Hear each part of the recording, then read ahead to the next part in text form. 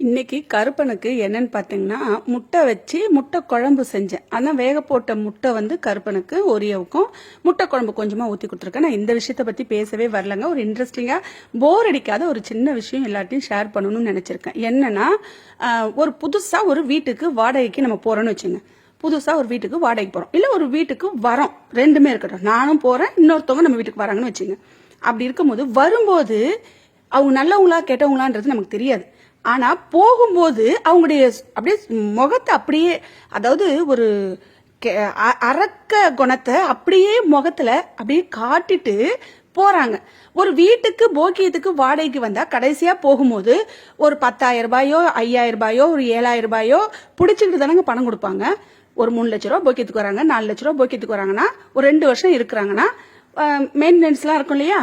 ஒரு பாத்ரூம் கழுவணும், ஒரு லெட்டின் கழுவணும், அப்புறம் அந்த கழுவுறவங்களுக்கு வந்து பணம் தரணும். இதெல்லாம் நிறைய மெயின்டெனன்ஸ் செலவு நிறைய இருக்கும். அப்ப 2 வருஷம் ஒரு வீடை அனுபவிச்சுட்டு அவங்க கொடுத்த 3 லட்சம் 4 லட்சம் 2 லட்சம் ரூபாய்க்கு அப்படியே 4 லட்சம்னா 4 லட்சம் அப்படியே 1 ரூபாய் கூட எடுக்காம கொடுத்துடணுமாமா? 3 லட்சம்னா 3 லட்சம் 2 லட்சம் 2 லட்சம் அப்படியே கொடுத்துடணுமாமா? ஒரு 3 லட்சத்துல ஒரு 7,000 ரூபாய் பிடிச்சிக்கிட்டு பணம் கொடுத்தா அவங்க முகத்தை கிழிச்சு நம்மள வந்து அவங்ககிட்ட பணத்தை நம்ம தின்றோன்னு சொல்லுவாங்களாமா? இந்த மாதிரியெல்லாம் வந்து ஒரு வாடகைக்கு வரும்போது நல்லவங்க வேஷம் போட்டுக்கிட்டு வீட்டை விட்டு போகும்போது முகத்துல இருக்கிற கெட்ட முகத்தை அப்படியே காமிச்சிட்டு ஒரு வாடகைக்கு வரவங்க இப்படி வந்து ஒரு ஒரு ஒரு பிடிப்பு, ஒரு 5,000 7,000 பிடிக்கிறதுக்கு அது தடிக்கி விழுந்தா கூட அந்த செலவாயிடும் அந்த பணம். ஆனா என் வீட்டு பணம் முழுசா 3 லட்சம் வாங்கிக்கிட்டு போறதுல ஒரு 7,000 ரூபாய் 2 வருஷத்துல தண்ணி காசு இருக்கு, வரி காசு இருக்கு, ஒயிட் வாஷ் காசு இருக்கு, எவ்வளவோ இருக்கு விஷயம். அது எல்லாமே சரி கட்ட முடியுமா? 2 வருஷத்துக்கு முன்னாடி இருந்த விலைவாசி அப்படியே இருக்குதா? 2 வருஷத்துக்கு பிறகு இருக்க விலைவாசி முன்னாடி இருந்துச்சா? இப்ப எவ்வளவு விஷயம் இருக்கு. ஒரு 5,000 ரூபாய் 7,000 ரூபாய் பிடிச்சிக்கிட்டு போனா அதுலயும் புரோக்கர் பணம் 5,000 ரூபாய் கொடுக்கணும், 4,000 ரூபாய் கொடுக்கணும். அந்த 7,000 10,000 வர புரோக்கருக்கு பணம் கொடுக்கணும். நம்ம அப்ப வீடு கட்டி விடுறவங்களா என்ன சும்மாவே விடணும்னு நினைக்கிறாங்களா? வீடு வாடகைக்கு போக்கியத்துக்கு வரவங்களுக்கு. இப்ப நீங்க எல்லாரும் கேட்டுட்டு இருக்கிறது என்னன்னா, ஒரு இன்ட்ரெஸ்டா உங்களுக்கு ஒரு கதை சொல்லணும்னு சொல்லி தாங்க வந்திருக்கேன். ஆனா இது உண்மையிலே நடந்த கதை தான். இன்னும் நிறைய நான் சொல்ல வேண்டியது இருக்கு, ஆனா சொல்ல எனக்கு விருப்பம் இல்லை. அதனால நான் வந்து ஒரு உங்ககிட்ட என்ன நான் பதில் கேட்கிறேன்னா, ஒரு வாடகைக்கு போக்கியத்துக்கு வந்தா புடிப்பு காசே இல்லாம பெயிண்ட் காசு, அந்த பாத்ரூம் கழுவுறது, லெட்டினுக்கு ஆசிட் வாங்கி ஊத்துறது, அப்புறம் ஒட்டடை அடிக்கிறது, இதுக்கெல்லாம் ஒண்ணுமே இல்லையா? கொடுத்த பணத்தை அப்படியே கொடுத்து அனுப்பிடுவாங்களா இந்த நம்ம ஊருங்கள்ல? நான் கேட்கிறேன். அதாவது எல்லா ஊர்லயுமே எந்த வெளிநாடா இருந்தாலுமே மெயின்டெனன்ஸ் காசு இருக்கா, பிடிக்கிறது இல்லையா? இதுதான் நான் கேட்கிறேன். அப்புறம் வரும்போது சூப்பரா அப்படியே பாலும் தேனுமா பேசுறது, போகும்போது என் விட்டு பணத்தை தின்றனா? இப்ப கஷ்டப்பட்டு கட்டி வச்ச வீட்டுல 2 வருஷமா தேய்ச்சிக்கிட்டு இருந்தீங்களே, அப்பெல்லாம் வந்து எங்க வீட்டு காசை ரொணத்தை தின்னலையா யாரும்? நான் கேட்கறது என்னன்னா, ஒரு வீட்டுக்கு வந்தா புடிப்பு காசு பிடிப்பாங்களா பிடிக்க மாட்டாங்களா? ஒரு 3 லட்ச ரூபா போக்கியத்துக்கு வந்தவங்ககிட்ட ஒரு 7,000 ரூபாய் பிடிச்சி புரோக்கருக்கு 2,000 கொடுத்துட்டு ஒரு 5,000 ரூபாய் வந்து சும்மா மெயின்டெனன்ஸ் காசுன்னு பிடிச்சா அவ்வளோ பெரிய பிரச்சனை பண்றாங்க ஊர்ல.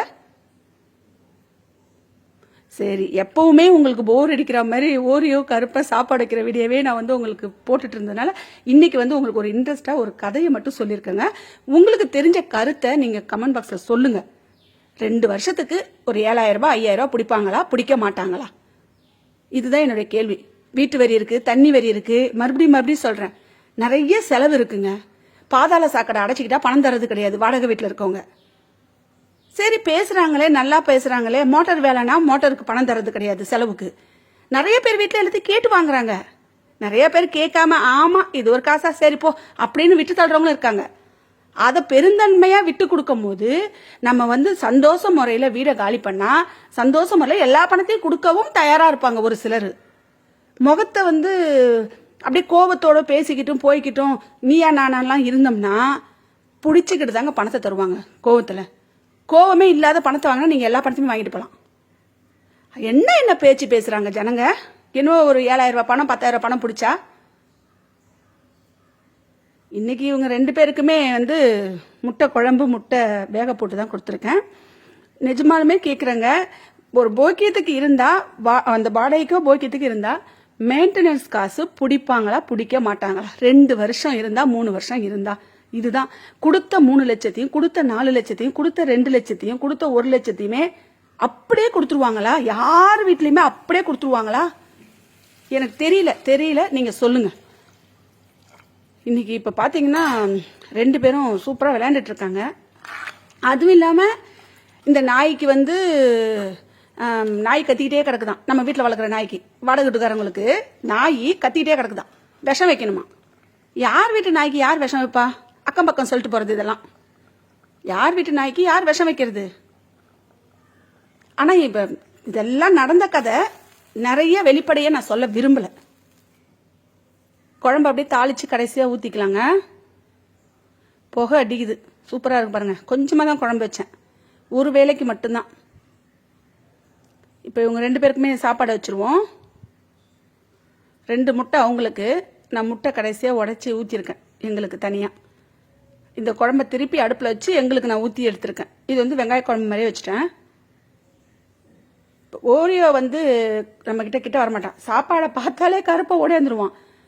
வந்து எனக்கு ஒரு பெரிய வருத்தம் என்னன்னா, நாய்க்கு விஷம் வச்சிடணும்னு பக்கம் அக்கா வந்து சொல்றாங்க. நாய்க்கு விஷம் வைப்பன்னு சொன்னது தாங்க எனக்கு வந்து தாங்கவே முடியல. அக்கம் பக்கத்துக்கு எல்லாருக்கும் பட்டம் கட்டிட்டு நாய்க்கு விஷம் வைப்பன்னு சொல்லி, ஆனா இத்தனை 2 வருஷமாவுமே நல்லவங்க மாதிரி வேஷம் போட்டுட்டு நம்ம கூடவே இருக்கிறவங்கள அந்த சிவபெருமான் தான் பார்க்கணுங்க. சிவபெருமான் தான் பார்க்கணும், அவர்கிட்ட தான் ஒப்படைக்கணும். ஒரு 7000 ரூபாய் காசு 5000 ரூபாய் காசுக்கு என்ன பேச்சு பேசுறாங்க ஜனங்க. 2004ல நான் வாடகை வீட்டுக்கு வரும்போது தண்ணி காசு மட்டுமே 200 ரூபாய் கொடுத்துருக்கேங்க. இன்னைக்கு 2025 நடக்குது. என் வீட்டுல தண்ணி பணம் 100 ரூபாய். அப்ப இத்தனை வருஷத்துக்கு தண்ணி பணம் மட்டுமே நம்மளாம் எவ்வளவு வாங்கணும்? எவ்வளவு அனுசரணையா இருக்கும்? ஏன் புரிஞ்சுக்க மாட்டாங்க ஜனங்க? ரொம்ப ரொம்ப கோவம் அதிகமா இருக்குங்க எனக்கு. இன்னைக்கு நாய்க்கு விஷம் வைப்பன்னு சொன்னதுதான் என் பிரச்சனையே. ஒரு வாடகை வீட்டுல இருக்க நீ வந்து நாய்க்கு விஷம் வச்சுட்டு நீ போயிடுவ. நீ விஷம் வச்சிருக்கணும், அப்புறம் இருக்குது உனக்குன்னு நினைச்சுக்கிட்டேன் நானு. ஒரு 5000 ரூபாய் காசு பிடிச்சாங்கன்னா சரி, நம்ம 3 நாள் வீட்டுல இருந்தோம், சரி போயிட்டு வரேன் அப்படின்னு சொல்லி நம்ம எல்லாம் அன்பா போயிட்டு வரேங்க, எல்லார்கிட்டையும் போயிட்டு வரேன்னு சொல்லி சாவி கொடுப்பாங்க. அதுதான் முறை. சும்மா என்னமோ நம்ம கேட்கிற நம்மளே வந்து சண்டை போடுறோம். நாயத்தை கேட்டா சண்டை போடுறோம் தாங்க சொல்லுவாங்க எல்லாரும், கோபுரம் தான் சொல்லுவாங்க. எப்ப பார்த்தாலும் வந்து பிரச்சனை. நல்லவங்களா இருந்தா ஒருத்தர்கிட்ட கூட இந்த தெருவுல சண்டை போடாத இருந்தா அவங்க நல்லவங்க. சண்டை போட்டுக்கிட்டே இருந்தா அவங்க யாரு நல்லவங்களா? ஐயோ பெரிய சிக்கலுங்க. நல்லவங்களா இருந்தா நம்ம பணம் 2 லட்சத்துக்கு போக்கியத்துக்கு வந்தோமா, 3 லட்சம் போக்கிட்டு வந்தோமா, 250க்கு வந்தோமா, 7000 ரூபாய் பிடிச்சாங்களா, இந்த மீதி பணம் 2,43,000 ரூபாய், நீ 2,500 கூட வந்திருக்கலாம். 2,43,000 உனக்கு கொடுத்தாச்சா, 7,000 பிடிச்சாச்சா, புரோக்கருக்கு பணம் 2,000 கொடுத்தாங்களா, சரியா போச்சு, சாவியை கொடுத்தியா, எழுதி கொடுத்த பத்திரத்தை கொடுத்தமா போனமா, நல்லவளா இருக்கணும்.